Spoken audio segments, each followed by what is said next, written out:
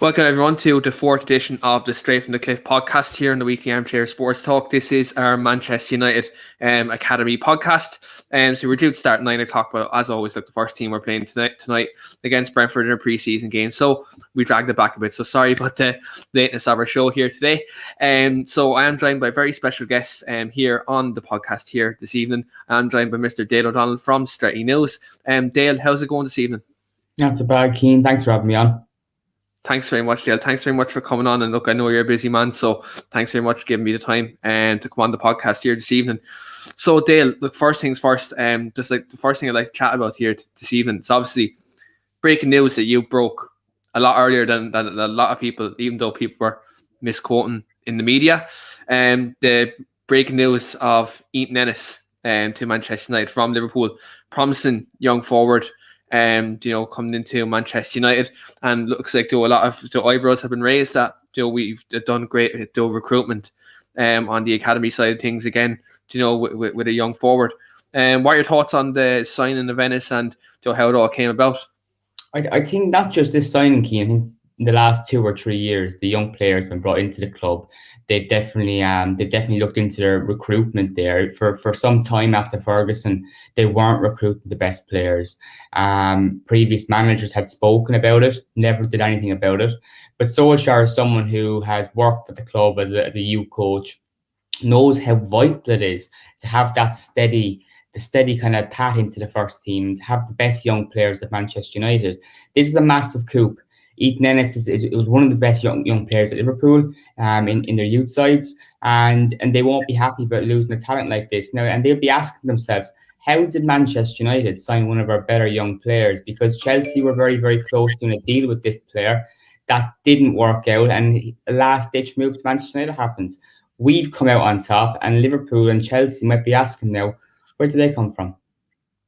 Yeah, exactly. And one thing I touched on actually on the podcast last weekend with the lads, it was just regards to the signing of Ethan Ennis, because you look at the way Chelsea have kind of reformed their academy, and they've done good things the last couple of years. I think the biggest example of that is seeing a couple of their academy graduates being in the Champions League winning team just this past season, and to kind of see. You just mentioned our recruitment policy. In the last 4 or 5 years, it's been very good. I think Solskjaer, you mentioned, has been a very big part of that. And to see kind of us nab a player from Liverpool, one of our biggest rivals, and a young player is highly thought of, and they're trying to do their own bits. The academy just shows that the heart is in the right place with this academy at the moment, and you can see that we're kind of moving in the right direction. I think what's massive is when you speak to people about Alex Ferguson, I'm not making the comparison, I'm just drawing it.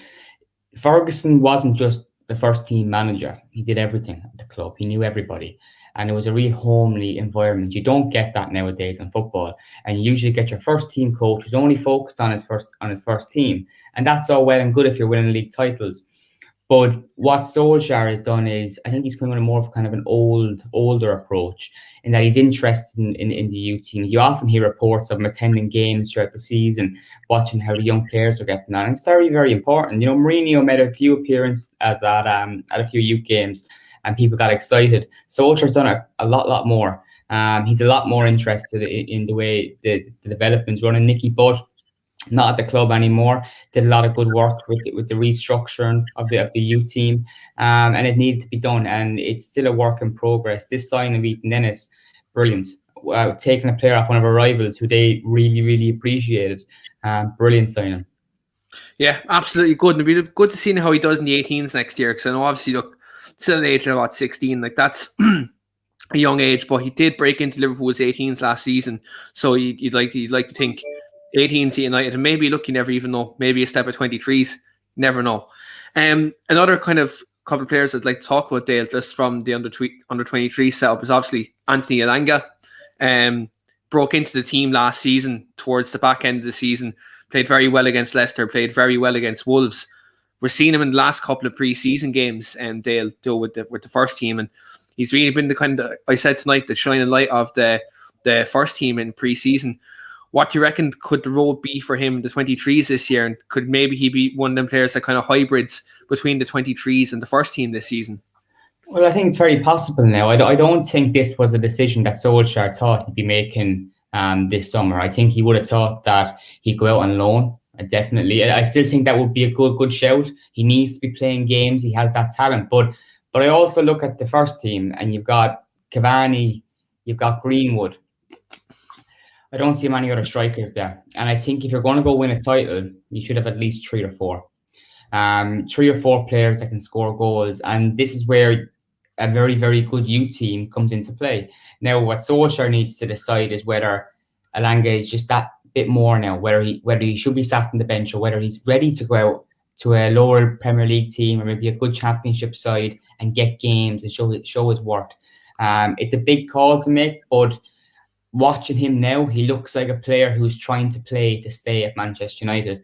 And the exciting thing about this is there's a lot of young players that are getting minutes in these preseason games. And usually you'd write off preseason games. They don't mean much. But with our recruitment in recent years, you can see the team is getting stronger. And you can see now with the signings of Jadon Sancho and Rafael Varane that a lot of these young players are now playing for their place. It's not just your ordinary friendly game. They don't play well. They either be sold or probably shifted out on loan. And you can see from interviews with Pellistri and a few others, they want to stay. Of course they do. Staying at Manchester United is a lot better than playing for Alvarez. Yeah, 100%. And it's interesting you touched on it. Like, I think for Conor Pellistri, I think you've watched him in the pre-season this year, and you've kind of seen that the look, like, he played quite well for the 23s last year. I thought, for the first couple of months he was there, and I think that low move to Alaves, I think, is after doing him the world of good in terms of getting first team experience. I think you can see he's a natural winger who can definitely get to the byline, get balls into the box. And look, if he gets a loan spell this season, fair enough. But you look at the kind of depth we have in the winger positions in the first team. There's a lot of young players there who can still play in the 23s. Like, you have Pellistri, you have Amad Diallo. I know he was signed for big money, but he was a 23s player last season for the large part. You have players like Hannibal Short-Heary. There's a lot of these players who are making the kind of step up, if you will. And I think you've said it. Like, I think the academy, the recruitment has been so good that you can see, even if, let's say, touch wood, it doesn't happen, but if we pick up a couple of injuries, that we can rely on some of these players to maybe make a step up and contribute during the season. Because one thing I heard the commentary in the game tonight, and it was very kind of a telling, that the last 2 seasons, in a pre-COVID season and a full COVID season, we played 61 games in both seasons at first team level. So if you're looking at that, you're saying squad depth is massive. And I think the 23s can definitely be, well, there's definitely a few standouts there who I think can help the first team out in the coming season, considering the amount of competitions we're in, and you'd like to think we'd be competing on all fronts next year. Well, you've seen another good signing too from the 23s this year was Paul McShane coming back. And I know some people might laugh at that, but he's not coming back to play in the first team. He's coming back to add a bit of assurance with the under 23s. He gets his coaching badges done. I think that's a really good move. And I think it also shows that Manchester United are now treating the academy seriously again. Like I said, a few years after Ferguson, there was question marks over that they probably weren't doing enough. Like I said, previous managers were speaking about it, but weren't willing to do the work to fix it. We now have a manager that sees a bigger picture, and he's got a big season ahead of him too. So we're talking about these big calls. He's got a number of big calls to make, because you're also mentioning players like Hannibal. And how long do they have to stay at the club before they go out and loan experience first team football? Because he's someone that we've spoken about for a long time. I think he's a player that probably needs to grow up a little bit, and could learn from going out on loan and learn from playing with big men in a tough division. And I think that would do him the world of good. Yeah, definitely. And there was talks earlier on in the summer that Galatasaray were interested in a loan deal. Mind you, I think that, like, if you're talking about growing up and maturing, that is most definitely a place you can definitely do it. It'd be definitely a learned experience. That move would certainly put hair on his chest, although I don't think he's any shortage of hair. Yeah, 100%. 100%. Dale, the recent appointment of Justin Croquin, obviously the Manchester United has kind of materialized in the last kind of couple of weeks, and he looks like he's going to be doing a bit of work there in terms of our development, obviously helping with the gateway between the 23s and the 18s. What do you make of what to make of that appointment? Because he's obviously highly thought of within the FA, and he done work at Spurs as well. Are you happy with that appointment? Look, if we can take any of these brilliant coaches that have worked for clubs like Spurs in recent years, Spurs, we might laugh at them now, might laugh at them from their Mourinho to this kind of age, but under Pochettino, they got in some great coaches. Kieran McKenna is one we now have.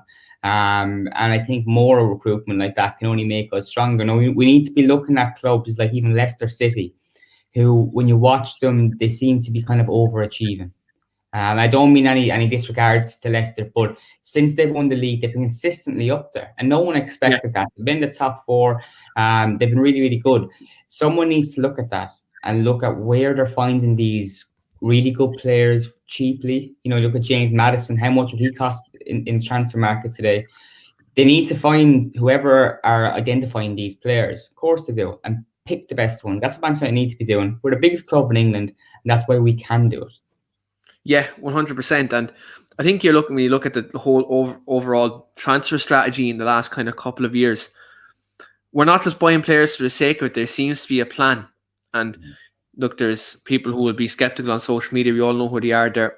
I question their IQ sometimes. That's just the best way of saying it, in a professional manner. But you look at the way this club has ran in the last couple of years, you can see there's a plan, there's a vision, and there's, they're not kind of bending over kind of for transfer fees. Do you know what I mean? The structure seems to be a lot better, and you're seeing that from top to bottom now. Now, I'm not by any means saying that the people who own the club are doing the right thing. I'm not going to get into that, but one thing I will say is you're seeing there's a path there, and under Solskjaer especially, that we're moving forward. It's now just making kind of, I suppose, them next steps to kind of really be a force again. Yeah, I think what's really helped Solskjaer, like we're going back to it again, his recruitment has been so good. You look at the players he signed. Harry Maguire's come in. I think after the Euros, people are maybe starting to appreciate him a little bit more and excited about the prospect of seeing him and Varane partnering up together. You look at, say, Bruno Fernandes, probably the best signing we have since Van Persie. He's bought really well. And when you look at previous managers like Jose Mourinho, who brought in, say, Victor Lindelof and Eric Bailly to shore up the defence, and that didn't really work out, the club then tends to kind of question the player's target or the manager's targets, and that's when you get into muddy surface. With Solskjaer, in fairness to him, the players he's brought in have worked. They've definitely strengthened the team, and I don't think the club are in a position where they can go back and question his targets. He wanted Sancho last summer. He held out. He didn't go off and sign a makeshift player for a few million cheaper. Who's Dembele last summer, yeah? Or Dembele, who would have been a risk because he hadn't been lighting it up at Camp Nou. That would have been a risk. But he stuck to his guns and got in the player he wanted. Now, what I think is quite remarkable is I expected the signing of Sancho this summer. Before the summer started, it's one of the ones I expected. I did not expect Manchester United to go out and top it with a better signing, and I think they've done that with Varane. Yeah. I think it's super sign. It's not one I expected. It's interesting because he's a player who, once the season ended, made it very clear he wanted to move on. But while he was playing towards the end of the season, nobody knew about it. No one knew he was going to be a player that would be sold in the summer. Kind of people forgot about that he had a year left in his contract, and Madrid were talking about offering him a new one. The big difference is he went to Madrid and told them, the one club I want to play for is Manchester United. I thought we can't attract the best players under Solskjaer. Because I remember people saying that when he got the job. It's a myth. There's a lot of people said that he didn't have to pull him. Now people are saying it's the money. Well, I can tell you one thing, and I heard about the wages that he's going to get. It's a lot less than some players are currently on at the football club right now. And I can tell you one thing, he has a lot better CV than some of these players who are on higher wages than Varane. So I was like to throw that mate out of there. And also the other mate, Leagues he has 4 Champions Leagues, a World Cup, a league or two. What a CV to be bringing into the club, and at 20 years of age, that really stamps authority. Like you look at last season, Chelsea brought in Thiago Silva, world class defender, but past it. We're bringing in a world class defender in his prime. Yeah, 100%, and I think he can have that kind of influence and definitely help. Though obviously the likes of the younger players, you see the Rashfords, the Greenwoods, even kind of the younger defenders. I know people might think he's young, but Luke Shaw's still only 25. So like, though a player like Rafael Varane can definitely help the likes of him and Wan-Bissaka, they'll elevate their games defensively, and obviously brings that element of leadership that I think Harry Maguire brings. But you have an extra head in that defence, still you two command and centre backs at the back. Just finally, Dale, just a couple more things just to round it off. There's obviously Charlie McNeil has been, since we've got him from Man City, he's been kind of one of the shining lights of the kind of academy. Last season, he record-breaking numbers, almost Greenwood-esque levels at 18 at the 18s last year. Back end last year broke into the 23s. Do you see him maybe this season having a breakout year in the 23s this year?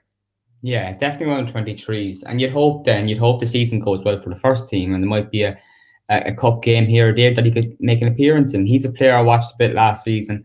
Really impressed by him. I don't think his record numbers are just something of last year. I think he's got a ridiculous tally from when he started out at City. Something like 500 goals or something crazy. Where he got that out of. There you go. And that's another player. We were talking about Ethan Ennis. Taking players from our rivals, the best players at that level, just before they're gliding into that first team. See, the big difference too is Manchester United have always given chances to youth players. And it's the reason why you have a basis to do this podcast straight from the cliff. Because it's a club with a rich tradition of trusting new players. And there's never been a period really where we kind of ignored that. You look at Chelsea in the past 2 years of how successful their youth teams have been. And you kind of have to question the amount of players that have been brought through. I know a lot of players have been sent on loan, and that's the way their club structure goes. But I just think you wouldn't have done a podcast on this if it wasn't something you're proud of. We're a club that have always kind of given trust to youth players. Through our darkest days of Munich, we trusted youth to bounce back. And it's always been part of the club. And it's brilliant to see that Solskjaer, although he's going out to sign multi-million footballers, Varane, and keeping the likes of Bruno Fernandes happy and all that, he still has a place for these young players. And Greenwood, I know he's a first-team player now, but not long ago he was an academy player. And the same thing goes for Brandon Williams, who doesn't really light it up the whole time, but he still has a place in the squad because you need that in your squad. You need players from the academy that know what it's about. Definitely, and even I know Mourinho brought him through, but we've kind of seen the best out of Scott McTominay under Solskjaer as well. Definitely a player who's kind of come out of that academy in recent years, and definitely has come on. And last year he had his best season, in my opinion, though, since he's come in. Like 7 goals from kind of the defensive midfield position wasn't a bad kind of take from last season. And again, he's someone I think is consistently evolving and consistently improving. And if we don't get a defensive midfielder this summer in the transfer window, depending on what happens on situation with Pogba and stuff, definitely McTominay's a player I think can definitely step up. If it is true that we're going to a 4-3-3 at the first team, McTominay definitely could be that player who can definitely step up. Well, see, the thing about McTominay, he hasn't hit his ceiling yet, which is so exciting. You mentioned he's forever growing. And looking at Manchester United's targets this summer, if they could get Declan Rice, I think they would. But I'm looking at McTominay, his growth, and I know they're different players, but the value of Declan Rice right now is supposed to 80 to 100 million. That's what West Ham want for him. But that is absolutely ridiculous. I could not get my mind over spending that money with McTominay developing at the rate he is. Because how much do you rate McTominay then? McTominay, if Declan Rice is worth 80 million, how much is McTominay worth? Crazy. It's not just players like that. Again, I'd rather trust my own youth players than spending 80 million on an inflated market like that, especially when you can get Rafael Varane for what we got him for. £34 million plus 8 million add-ons. Yeah. That's ridiculous. And White was what? 50 million. Yeah, expensive Rob Holding. Exactly. You said it, not me.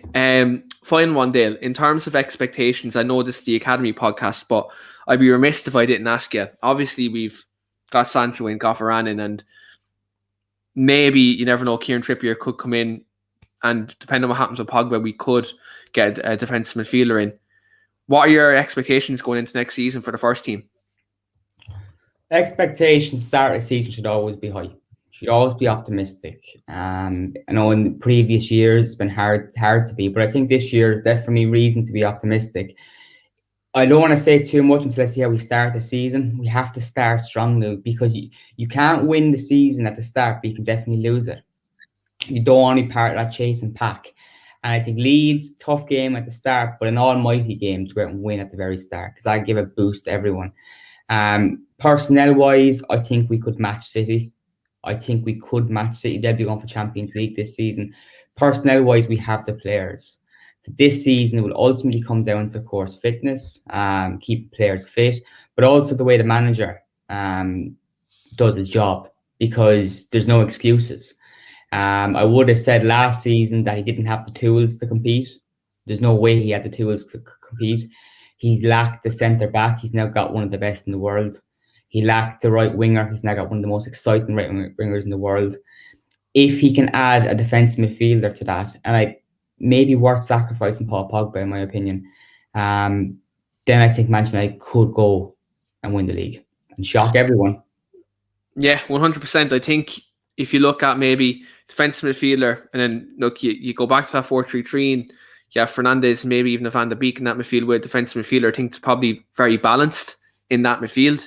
And again, like if Varane and Maguire, I think we have a very solid defensive partnership there. And even look, if you get Trippier and he's not the first choice right back, but he gives Wan-Bissaka the push that Telles gave Shaw last year, I think that could be very good. And if you get that goalkeeping position sorted out, and either one of the keepers has a good season, we can definitely win the league next year. Again, it all depends on who City and Chelsea bring in. If they do the business they do, it's going to be tough. But even still, you have the personnel there to definitely push on 100%. And a title challenge is definitely in the cards. You just mentioned one player, Donny van de Beek, who I criticised quite a bit last season. I didn't think he was very good. I didn't understand the criticism level that Solskjaer over him. But I do think that it's kind of unlucky with a few of our midfielders with the way we've had to set up. And the managers had to do it because he didn't trust his defence.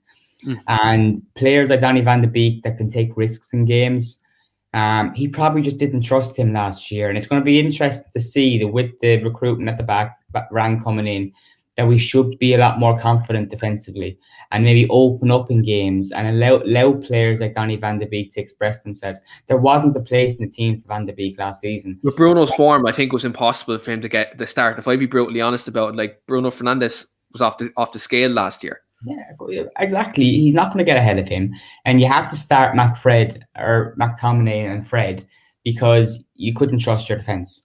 And I don't think the manager wanted to play the two of them together. There's no way he did. He was giving out about as much as fans were, but he had to do it because the defence was just leaking goals. We conceded 18 set pieces last season. That's not good enough. You will not win the league conceding that many set pieces. Impossible. At this rate, when you see teams winning leagues with 90 points plus, there's no room for conceding that many goals. And even if you look at our form at home last season, when we talk about expectations going into the next campaign, our form at home has to be much, much better. I looked to our form away from home last season. It was freak. I don't expect that again. That's high expectations. But if we can sort out our form at home, have a decent record away, why not? With players coming in like they are, why not? Definitely, 100%. And look, I think a challenge at the league next year, be thereabouts by April, May, and a domestic trophy. That's a definitely realistic expectation we can all have. For me personally, I don't know about you, but an FA Cup run next season, I'd love one because that's for Solskjaer to be one of his first trophies. That may be the romantic side of me, but I definitely would love to see him get that as his first trophy.